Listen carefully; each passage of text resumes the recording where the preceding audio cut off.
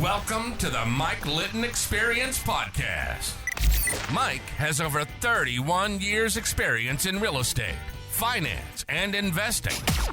He's passionate about being a father, a teacher, a realtor, an investor, and a leader. Everyone has a story, and our passion is to help them tell it. And now, introducing the host of the Mike Litton Experience, Mike Litton. So what can you expect from the Mike Litton Experience? You can expect stories that will inspire, motivate, advice that will sharpen your focus, and expert information on real estate, finance, and market conditions. Marc. Mike. One of my favorite people, man. Thank you so much for being on the Mike Litton Experience. I appreciate it. Yeah, thanks for having me. I know you're a busy guy. So, well, yeah, but we're never too busy for you, No. right? So, as we talked about, our big thing is everybody has a story, and our passion is to help them tell it. So in the Mike Litton Experience, what we're going to do, with your permission, is we're going to start with where you were born, and then we're going to go all the way up to today. Okay. I may ask you a few questions here and there, like I talked about, and then we can talk about anything you want to talk about that's happening today, right? Yeah. Anything you're working on for tomorrow, that kind of thing. Is that cool? Yeah, absolutely. Okay. So let's start with where you were born. All right, so I was born in the Bay Area, early 90s. Okay. Mom emigrated from Mexico. So where in the Bay Area? Castro Valley. Okay. Yep. Okay. Mom came from Mexico, dad came from Poland. So Okay. first generation. So got to grow up learning English with my parents. That was Gotcha. always fun. Yeah. So became kind of like a translator for them throughout my whole life. So communication's always been like one of my foundations. Yeah. And lived there till I was about 6. Then we moved over to Modesto. Okay. Lived there till I was 10. Then we moved up to Klamath Falls, Oregon. Ooh. Yeah, spent some time in the Pacific Beautiful Northwest. area. Incredible area. It was a lot of fun. Stayed there till we were about 13, and then we moved out to Texas. Okay. So I call Texas home, a town called Mansfield, Texas. Okay, and that's where in Texas? It's in Texas the is a big place. Dallas-Fort Worth area. Oh, okay. So Yeah. just outside. Okay. Yep. And then stayed there till graduated high school, and then came out to San Diego, go to San Diego State, and this has been home ever since. Okay. So let's go back for just a second. So you start off in Castro Valley. Yep. And then Modesto. Yep. And then Klamath Falls, Oregon. What precipitated those moves? So my parents, because they were always chasing the American dream, they kept feeling they were getting priced out of each area. The housing market started booming in the late 90s in the Bay Area. Parents couldn't afford it, so we had family in the Modesto area. We moved over there. And then after being in the Modesto area, we stayed until 2006, 2007. Housing boom again. Parents cashed out on the properties that they bought there. We moved up to Oregon. But then we realized that when we were living in Oregon, my dad's like, we're just too isolated from everybody, friends and family. We were the largest town within like 70 miles. And my dad said, you know what, there's probably a better future for me growing up in Texas. So we just picked up and moved around. What'd your dad do? So my dad worked from home. He's rode the .com bubble. He was always very entrepreneurial. Started, buying gold and silver coins, building computers, fixing them. Just always had his hands in just different things. Okay. So for him, it's always about, finding out where I can make my next buck. Okay. And he just did maybe 15, 20 different jobs over the course of his life. And, that's how kind of fed off into me. That's cool. Yeah. So what was your favorite thing about growing up in all the places you grew up? And probably, I know you're calling Texas home. Yeah. I get that. Okay. What you guys don't see is he's wearing cowboy boots today. Yeah. So, right, Mr. Texan. Absolutely. So what was your favorite thing growing up?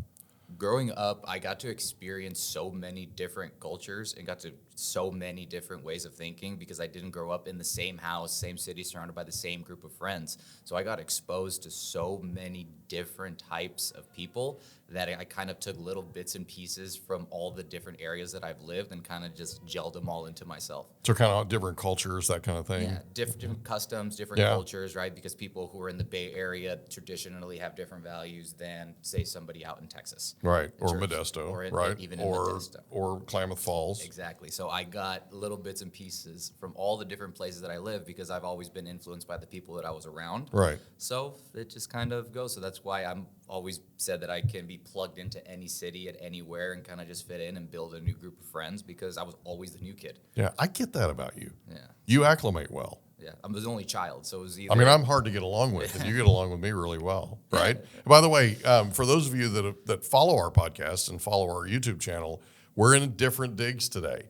We're actually at Marc's office in their studio, and thank you guys for hosting us and having us here. So we're at the Hub in Chula Vista, right? Real Broker's office. We're going to get to that in a minute, but I just wanted to thank you guys from the bottom of my heart for hosting us and having us. So let's talk about growing up. Who was the most influential person to you growing up? For me, it was always my football coaches. Okay. I started playing football from 5th grade going forward. Okay. And my mom wouldn't let me play tackle football, so she'd have me play flag first. Okay. And because there's a language barrier there, I brought the permission slip the following morning for Pop Warner. She signed it. She drops me off at practice, and then she's like, "Marc, these are pads." I'm like, "Yep, you already signed it. Can I go play?" Yeah. She goes, "Fine." So I ended up playing, and it was the best decision. She said, she tells me to this day it was the best decision that I could have made because Really? in high school, in junior high, things were kind of a little bit iffy with, the people that I was surrounding myself with. So then So where were you in junior high? that was in Oregon. Okay. And then I remember I just didn't like school. I told my mom, I don't care. I'm not going to college. And that just damn near broke her heart. Yeah. So then that's why they pulled me out of there and then went over to Texas and then really got my stuff together and, was able to graduate and make it out to college. Okay, so let's go back to junior high for just a second because Oh, boy. you absolutely know that's where I'm going. That was hard. Bro, well, you brought up the iffy thing, so let's just talk about it for a second. So you're in Klamath Falls. It sounds like it's kind of a culture shock from Northern California, right? Yeah. And you're going to junior high. By the way, a lot of people struggle in junior high. It's not that happens. It does. I did. And so football was an outlet for you. Yeah. Talk about that for a second.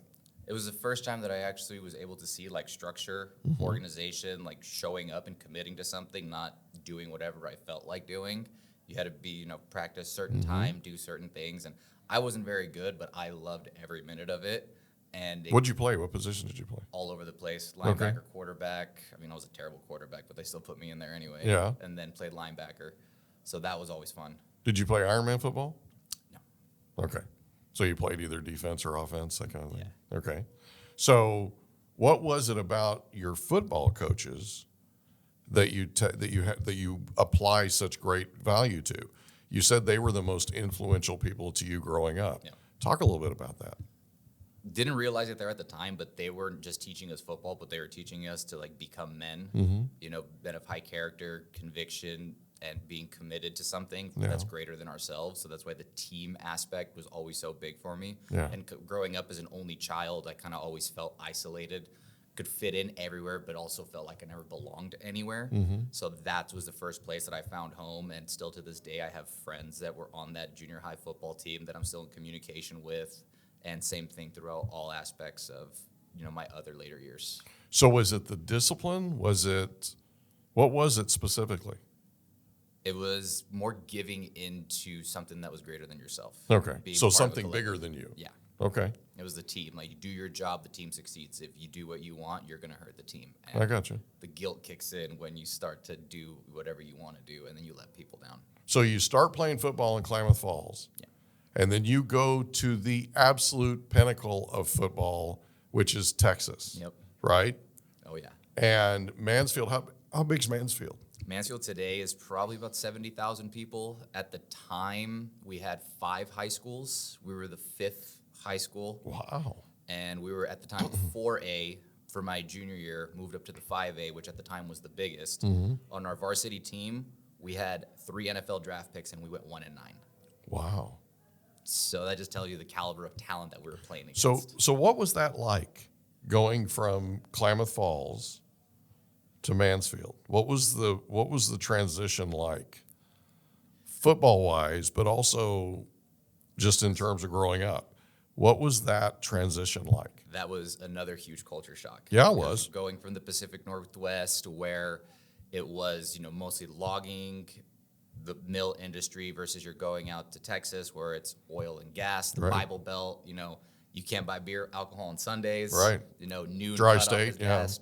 Lived in a dry county, which, I didn't grow up drinking, but still being around it. So I just saw it totally different.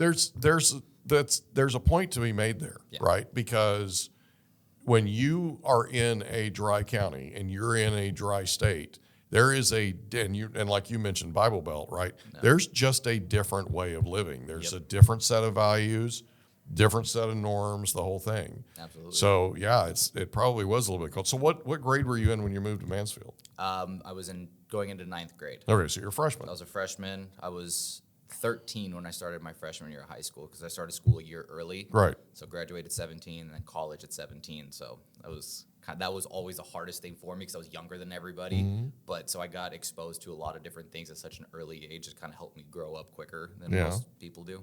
And helped you acclimate more. It did. There's some real, the way you grew up, there's some real tools there.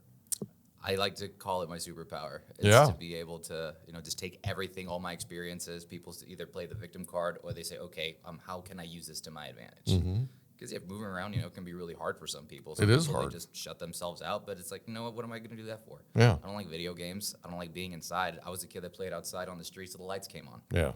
So that's how I like to treat this business and this world too. Yeah. So I mean, that's really astute of you. The whole difference between the victim triangle and just basically powering through. Yeah. I mean, that's really cool. It's one of the reasons you and I get along so well.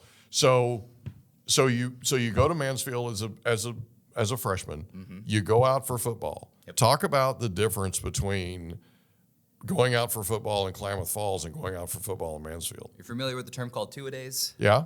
Got exposed. Matter of fact, I am.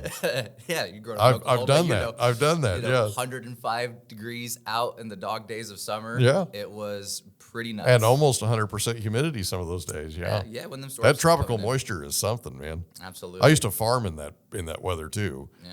And it was an interesting way to grow up. So 2-a-days. Mm-hmm. So you probably did the Oklahoma drill. Oh yeah. Right. Guaranteed concussion every single time. Yeah, for those of you that don't know, the Oklahoma drill was something that was started by Barry Switzer years ago in Oklahoma, and it's basically one-on-one, and it's best on best, and you're going to show that player on the other side of you and your team and your coaches what you're made of, and it's full contact. It's a full contact drill. Yep. So, interesting story. My son went out for football his freshman year in Escondido. He came home to tell us he was going out for football, and we sort of looked at him like a dog that had heard a sound for the first time because the kid wasn't even a football fan. So the first thing I asked him is there a girl involved? Because all the stupid stuff I ever did, there was a girl involved that I was trying to impress, right? And so he said, no, Dad, it's not a girl. It turned out his best friend wanted to go out for football and asked him if he'd go out with him. Right. So he did. So they have their two-a-days, right? At the end of two-a-days, he's at the end of his 10th practice for the week. I go to pick him up because I'm figuring he's probably going to need his dad, right? It's hot in Escondido at that time of the year at 2. And not 100, but it was getting there. Not the same humidity, but it was getting there, right? And so he gets in my F-150, my new F-150, slams the door. And I have a real thing about people slamming doors on my vehicles, but in particular, my brand new truck, right. I'm like, okay, what's wrong with you? And he goes, Dad, I'm mad. Okay. What are you mad about?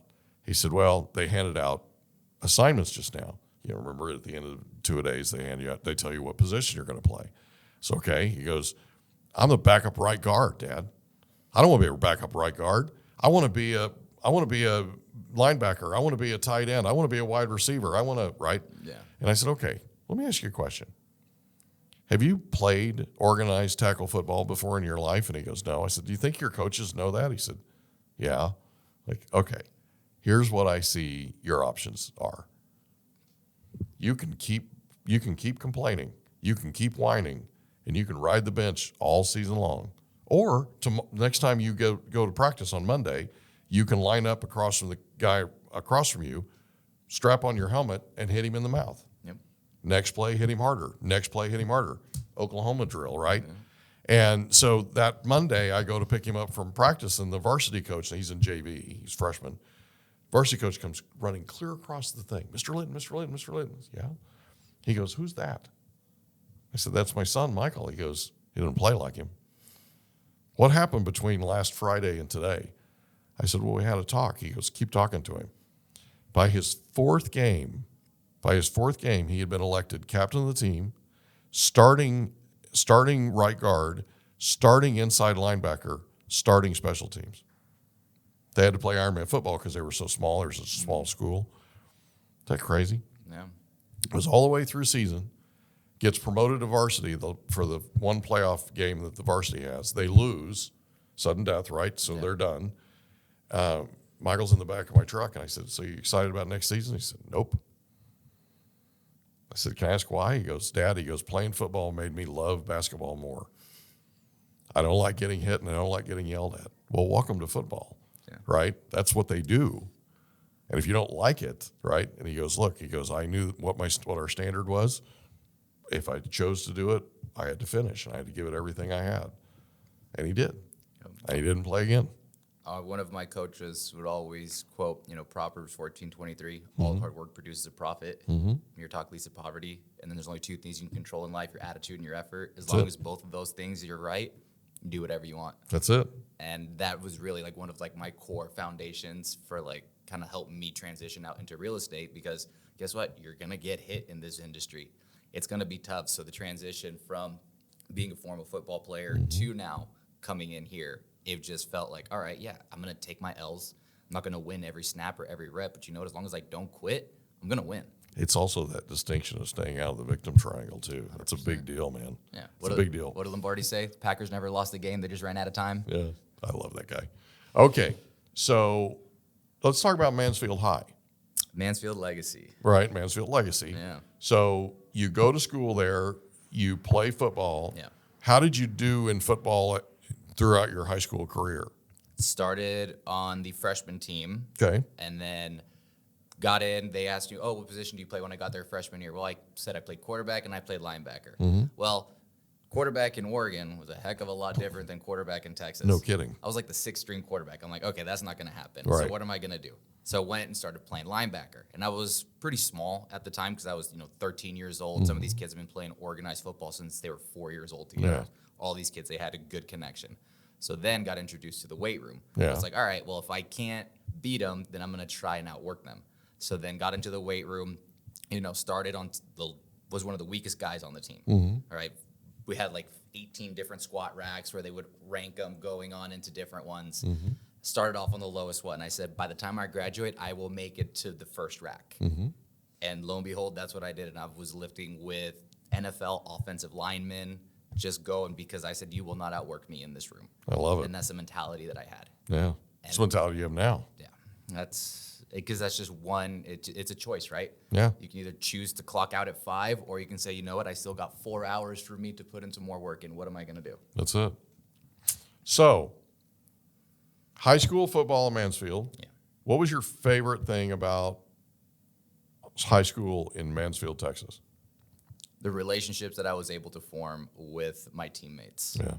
That's always comes down to the relationships. I can't tell you what the final scores were to the game. I can't tell you how many tackles. We hope you enjoyed another episode of the Mike Litton Experience. If you did, do us a favor, smash that subscribe button, tell your friends, family, and coworkers about our program, and wherever you get your podcasts, please leave us a rating. It helps us to connect with quality people just like you. And that's a wrap. Another episode of the Mike Litton Experience in the books. Reach out to Mike on Instagram at Litton Realty. Want to meet with Mike? Check out calendly.com/Rio760.